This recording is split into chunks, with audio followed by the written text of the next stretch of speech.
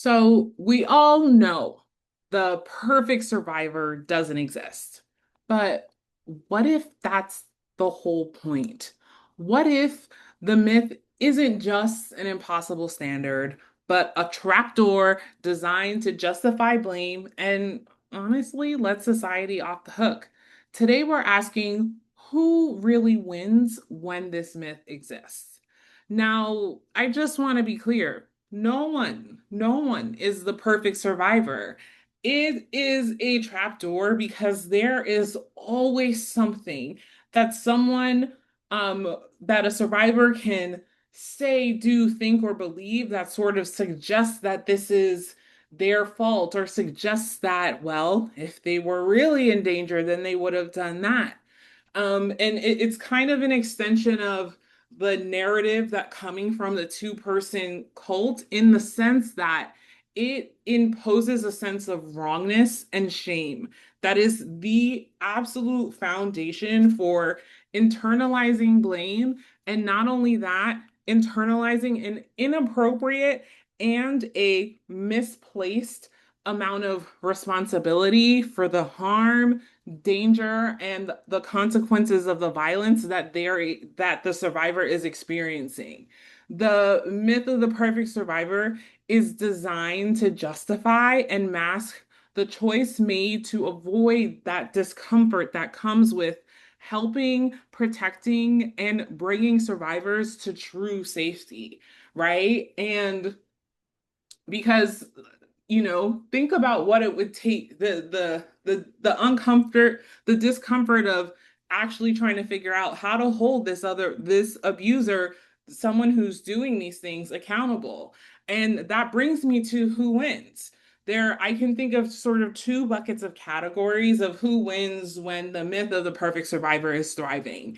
And that's people and institutions with power and resources that are supposed to be accountable, but they don't have to be because, well, not a perfect survivor.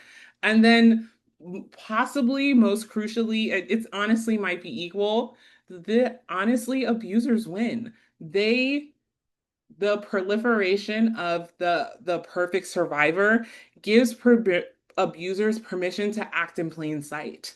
They, there's just it's like the perfect cop out to have everyone in the world not be accountable to what's happening and what's going on. And who loses? Well, first and foremost, honestly, survivors lose, right? They survivors, they get put in the most danger. They're the most isolated. They're stuck with the consequences of something that was never their choice, period.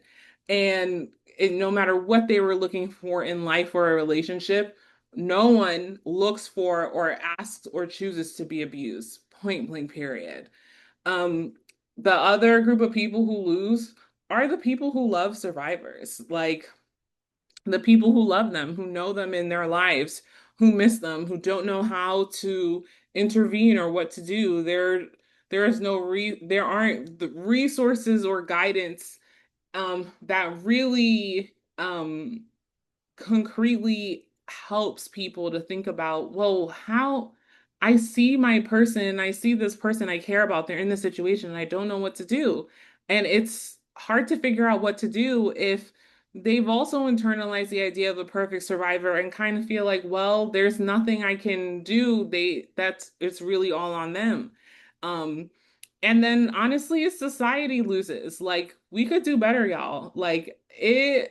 As a society, if we think about like true safety net and we think about where power and resources lie, there it's just such a lost opportunity. And their survivors, they come in all shapes, sizes, and colors, and ages, and genders, and sexual orientations, and have all sorts of gifts. And as a society, we lose out on that when people, instead of living in alignment with their true selves and bringing their gifts to the world, they're expending all their energy on literally surviving and literally just trying to make sure they live and breathe another day. And, that's why this myth is a setup, okay? It's a trap designed to keep us silent.